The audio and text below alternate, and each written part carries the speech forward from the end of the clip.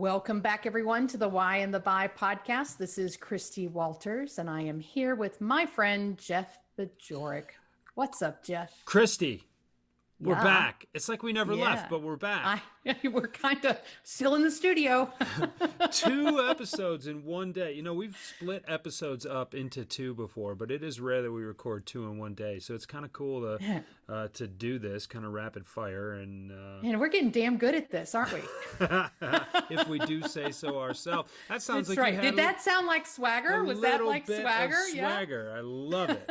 I love it. You know, it's funny. I just, in between recording these two, I went upstairs and refilled my water glass and happened to run into my son, who is the 6-year-old personification of the term swagger. And if you've ever seen me present, or if you've ever been to one of my workshops, you've seen pictures of Buster doing his thing, because the kid just lives it. I don't know where he gets it. I'd like to think that I could take a little bit of credit for that. I know his mom would like to think that she can take a little bit of credit for that, but I think that my swagger tank, so to speak, is filled by that boy. And I've got an Instagram post with the video that I actually often use in my presentations and my workshops, and we'll link to that Instagram post in the show notes here. But the kid just has a groove to him. And, swagger is a word that both you and I are very fond of, Christy, because it invokes something very, very specific. And I think you need that. You need that in sales. Oh, yeah, no question. You need that in life. Are you kidding? Well, I mean, you got to have that everywhere. Well, yeah, I agree. Now, here's the thing. You can get through life without swagger. You cannot get through sales without swagger. That is the big difference. Well, I suppose, but who would want to? Let's see. Look, we're not here to argue that. I mean, there's two. We're sitting in the same pew, Christy. Let's forget forget preaching to the choir. I mean, we're sitting right next to each other in that regard. But I know a lot of people that have no swagger in life, but I don't know a good salesperson who doesn't have their fair share. And so what we want to talk about, and as we get through, this is key number 5 of my 5 keys to effective prospecting. And if you're joining us for the first time, where the hell have you been? But if you're joining us for the first time, I've got an ebook. It's out there. You can download it for free at rethinkthewayyouSell.com. One of the bonus materials that comes along with the book is just a handy little guide. It's almost a pocket guide that I call the 5 keys to effective prospecting, and it is based on the material that's in the book. Those 5 keys are: know what you bring to the table, know who you need to be talking to. You need to be able to create tension if you are going to create sales. You need to be the expert. And last and certainly not least, definitely among the top, really, is keep your swagger. I love it. I have been waiting for this particular tenet for, I don't know, weeks now. I just wanted to talk about this one. Well, it's a fun one to talk about. It is. And, it's funny. It's, a lot of people talk about attitude. A lot of people talk about mindset. You got to keep focused. You got to stay positive. Swagger is this combination of confidence, bordering on cockiness, but never quite getting there, with a healthy dose of fun and at least a pinch or two of cool. And when I think of swagger, I think of a rock star. And you listening right now have your idea, your first impression of who that rock star is or what that rock star looks like. That person has swagger. And that's the cool thing, right? The word means something to everybody, but it rarely means the same thing to two different people. And, but you know it when you see it. No question. And I love the first bullet point that you have underneath this title too. And that is, believe that your customers are better off for doing business with you. And one of my favorite thought leaders is Zig Ziglar. Zig's no longer with us, but that doesn't mean I have to stop listening. And Zig said that if you have a product or service that you believe will help people, you have a moral obligation to sell that. And I just went through in a class with a group of people who were not natural salespeople. They're natural helpers and coaches, and really struggling with this idea of, okay, how do I have the conversation about money with the client that I want to work with? And I'm like, well, how do you not? Because if you believe that the service that you offer, your coaching, is of value, you're obligated. You are morally bound to tell the world what you have to offer.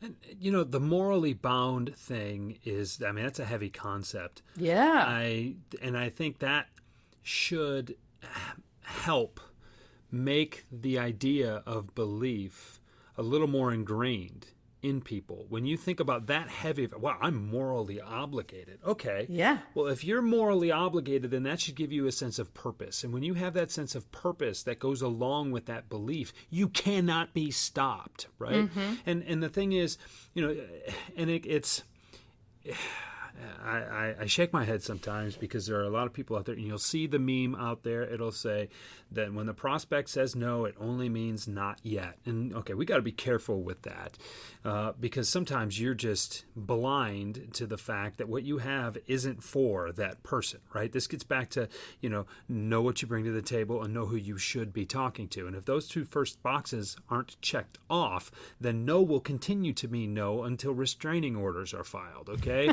That is a different kind of situation. But, here's the thing. We know that the sales game is hard. We know that 2 times out of 3, you are going to fail. And that is when you're at the top of your game, right? Look at the batting champion in the major leagues, right? Whether it's the American League or the National League, the batting champion is going to hit probably 330 to 360. That is roughly 1/3 of the time they're going to succeed. And they're the best in the world at what they do, right? Sales is very much the same. That means that you are going to get beaten down way more than you're put up. And sometimes we need to keep in mind that if we swing and miss sometimes, that it's not the end of the world. But we can guarantee that if we get hung up on the swings and misses, it's going to be really hard to hit the next pitch. And keeping that belief system about you and understanding, knowing at your core that what you have is going to make your customer better off.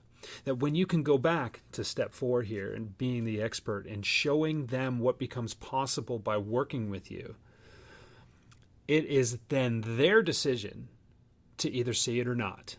But when you've done everything you can to approach them with that possibility, with the solutions, with the outcomes, when you can show them everything, and if they don't go the way you want them to, if that deal doesn't progress, if they don't sign on the line that is dotted, so to speak, well, then that's on them. And so when I look at my bullet points, it's, believe that your customers are better off for having done business with you. Believe that you're the best in the world at what you do, and understanding that it's the prospect's decision ultimately to move forward or not. Now, all of a sudden, you can stay right where you're at, riding high, ready to help the next person, even if that last person told you no. Because this game is tough. And to accept too much responsibility and to beat yourself up for not coming up with the wins on a regular basis, it's really hard to stay successful. Yeah, you have to get rid of that blanket of, oh my God, what's going to happen if I get rejected, right? Because that'll kill your game in a heartbeat. But two things, and I want to comment on the quote that you had, no means not yet. I actually do like that quote, right? When it's used the right way. Well, hang on. So two elements to that. One is that just because no means not yet, it doesn't mean that you have been absolved of doing your homework in the first place to make sure that your product is the right fit for the individual product or service, for the individual or company that you're working with. And the second element of that is, no, from a client that works or from a prospect that works at a particular company today, and switches jobs 2 years from now, but because you've kept up that relationship and you've done the right things by connecting, and you didn't look or act like you were hurt personally by the fact that they didn't engage with you, may now be the right kind of client for you. Oh, So it's no so disagreement here. yeah, so you get a whole host of possibilities when you don't tie everything to a simple yes or no, because it's never ever that simple. Well, and what's really interesting too is I can think of some people that I've received some prospecting outreach from, and there are some people who fall into the no, it's not a good fit right now, but now you're on my radar and I appreciate that and I won't forget you.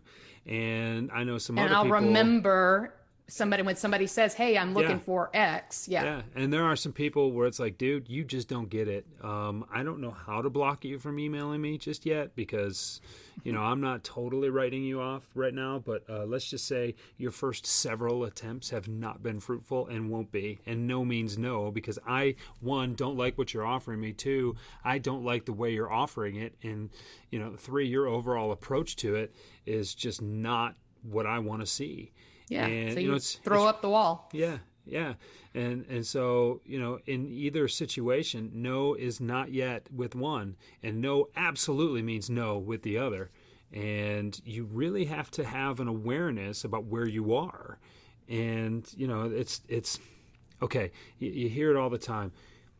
Sales is hard. We got to keep our focus. We just got to keep grinding. You got to get out there. You got to keep swinging. Well, no means not yet, not because the customer just doesn't see it, but maybe because your approach isn't tailored to the way they need to hear your message too.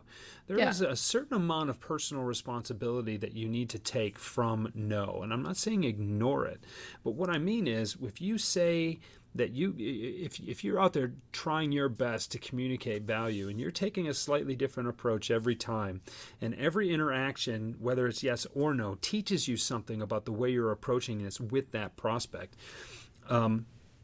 there's always a lot of learning that's going on. But what we need to understand is it is not, and you may argue with me again here, Christie, but I know salespeople who will say... I haven't actually been arguing with you, really. It's all fake. Okay, yes. I know some salespeople who say, well, okay, thanks for telling me no, because only 5 more times. If you tell me no 5 more times, then the 6th one, you're going to say yes. And it's like, okay, so what, are you going to turn around and ask me the same question 5 more times? Because I'm going to keep telling you no. It's not just a numbers game. We cannot distill selling down to just the numbers and the metrics. There has to be some understanding of what those numbers and metrics mean.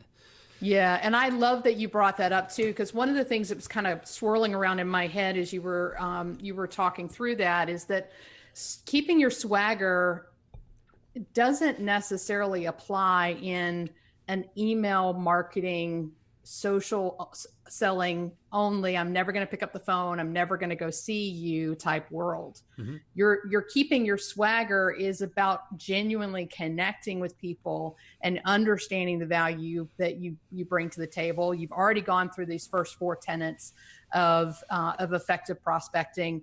And now it's just okay, this was not the right timing, not the right fit, but I'm going to keep up that relationship with the client, because you never know what might happen down the line. If you're hitting, if you're trying to hit 6-7 calls,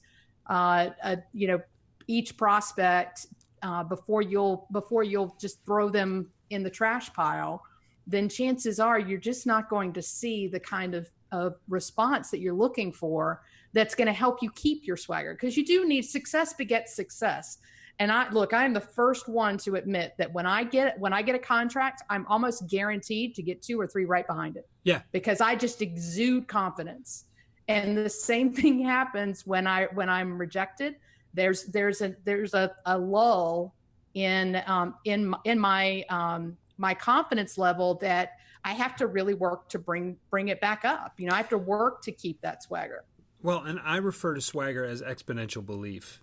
And when you've got belief on steroids, now all of a sudden it's and believing that your customers are really better off for having done business with you, when you have that level of expertise and you know something that they just don't realize yet, and you're gritting your teeth even thinking about it, you're going back to the drawing board to find a different way to present it. Right. It's not a matter of accumulating no's until you wear someone down and beat them into a pulp and finally they relent. It's that you just haven't found the right way to unlock what the customer just can't see yet. Right. And that is a completely different mindset. And it's not about just keep swinging. It's not about fall down 7 times, get up 8. It's like all these adages that we like to talk about, and especially as they refer to sports and persistence and, Sisyphus pushing the rock up the mountain only to have it fall down and have to push it all the way back up. I mean, we like to tell ourselves those stories to kind of keep us going, but I think those stories are too simplistic to really get the point. When you believe that it doesn't matter how many times you push that rock up the mountain, eventually it's going to stay there if you can do it the right way, that is the difference. Yeah. And that is also the separation between just pestering someone all the time and actually just providing value in a different way. Yeah. Well, pestering is robotic, right? It is. I mean, you might as well throw it in an email marketing machine and hit send, right? Yes. And that's the problem with all the marketing automation that's out there. Yep. It's that, I'll just set it and forget it. And the people are going to come to me with their wallets open. Give me a break. Yeah. And I want to be careful too. It's not that, and I know we're going to dive in. We're probably going to spend an entire month on social selling in this next year. But, I don't believe that any one way is the right way. No. I don't think that you can't just rely on email marketing. You can't just rely on social selling or social media selling. And you can't just rely on picking up the phone and cold calling, right? You have to have a multi-layered approach to any prospecting plan. At the end of the day, though, the individual that sits in front of that customer, that salesperson, is the one that's going to close the deal. And if you walk in with your tail tucked between your legs and your ears bared back, they're going to feel that. One of the problems with carrying a hammer around is that a lot of things start looking like nails. And it's not that you can't pound in a nail with the butt end of a screwdriver. It's that it's not the right tool for the job. But when we start pretending that this latest cool tool is the thing that is going to solve all of our problems, you start trying to use hammers to screw in Phillips head screws. It just doesn't work. Yeah, if you pound hard enough, you'll eventually break it through, right? But you're going to make a mess in the process. And then no one else is going to want to see you do that kind of work on their house or their project or whatever that is. And I'm actually pretty impressed with where that metaphor came from, because it started in thin air. Yeah, you just really went there. I love it. But the thing is, this idea of swagger is knowing that you have a lot of these tools at your disposal and knowing when to employ them. Yeah. And when to deploy them, and when to use what and how, and are you orchestrating things in such a way that you know when each tool, each tactic, each technique is actually appropriate. Just setting and forgetting the marketing automation software doesn't do a lot of good, because people can see right through that. Mm-hmm. But if you'll notice, I actually use a little bit of marketing automation and email automation with the download of the ebook. You don't just get a blast with all the stuff. You download the ebook. 3 days later, you get bonus material number 1. 3 days later, you get bonus material number 2. 3 days later, you get bonus material number 3. I tell you ahead of time you're going to get something every couple of days. And then when I'm done, I tell you I'm done. It makes sense. And now I don't have to worry about sending out hundreds of emails every day to everybody who, who gets this one and how do I keep track of that? No, I've got a computer for that. That makes sense. But just saying, hey, you opted in. I saw that you looked at my website. Now you're going to get 10 emails from me over the next 15 days that aren't tailored to you, don't really reflect any knowledge of what you're coming to my website for at all. I see a ton of that stuff. Yeah. And the book is called Rethink the Way You Sell for a reason. We need to have an understanding of the thought process and the why behind every one of these steps that we take during the sales process. We cannot automate sales away. We need to understand where the automation is necessary, where it is valuable and pertinent, and when we need to stay away from it. Because if you don't think your customers and your prospects can smell your automation from a mile away, yeah, you got another thing coming, because they know. They can tell because you're not very good at it.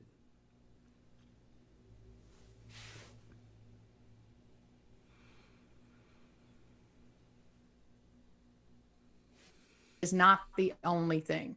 So if you don't keep your swagger, All right, Christie, I lost you. did you lose my voice? I lost your voice and your picture. So right after I said, because you're not very good at it, I had nothing. And so if you can if you can just pick up from there and go, I think we'll be all right. Yep. Yep. What I love about what you just said is that it is a tool. Marketing automation is a tool. It is something in your kit that you can use when it's appropriate and when it actually fits the situation. It's not a one size fits all, and it's not a replacement for being a true salesperson. And Right. those are, again, we'll spend an entire month on social selling next year. Yeah. But I think it's incredibly powerful to remember that if you're starting to look robotic to your customer, then they're starting to turn you off. Yeah. And that includes the, hey, just checking in voicemails. And look, I've been guilty of them myself. Yep. And there is no magic pill here. And I think that's probably, if anything, if you've been listening over the last few months with us, you will see that there are a lot of different ways to go about the sales process and to be effective in sales. It takes a ton of effort and a lot of different types of personalities, but there is no one size fits all formula. Nope. It's not how it works. Yeah. So Christie, who's your favorite rock star? Prince. Ah, yes. Yes, we had this conversation just recently, didn't we? Did. You're right. Yes. On another I started my speech with, "Dearly beloved, we are gathered here today to talk about this thing called life." Yeah. Yeah. I'll tell you what we'll do. Yeah. We will. I have, which might just be the most baller Prince moment I've ever seen. We'll link to this YouTube video in the show notes as well. Ooh. There is a video where he was playing at the Rock and Roll Hall of Fame induction ceremony, and I think I remember that one. While My Guitar Gently Weeps. I think it was after George Harrison was inducted, and I didn't know Prince could play. I mean, I knew he could play. I knew he played all the instruments, but I know exactly which one you're talking about, and that was amazing. Whoa. Yeah. Yes. Whoa. Yes. So, who's your favorite rock star? When I think of rock star, I think of Slash. Slash, Yeah. huh? Yeah, there's something about a top hat and not being able to see through your hair and the leather jacket and just the walk. It's the saunter. It's the guitar face look, right? He had swagger. Still does. Still does. And the guy, it's funny. I mean, if you think back, and the first time I ever heard Slash was "Welcome to the Jungle" back in the day, and I still get goosebumps when I hear the first, the first riffs to that song. But even through after Guns N' Roses and through his solo career, his playing continues to get more and more dynamic. That's the thing that people forget is guitar is one of those things that you can continue to get better at even when you've been playing for 50 years. So listen to him now and the how dynamic his playing is and how layered and nuanced it's become over the years too. That's just swagger at a different level. It's not so much over the top, and that's one of the things that's why I use him as this example. Is he's not so much of an over the top kind of guy. He's not real loud. He's very soft spoken. Dude actually has a pacemaker, right? So he's got to kind of control that. There's some congenital defect in his heart or something that I don't know the whole story, but like 20 years ago he had to have a pacemaker installed. So he can't get too animated, and so there's kind of this smoldering kind of burn to his coolness that I just love.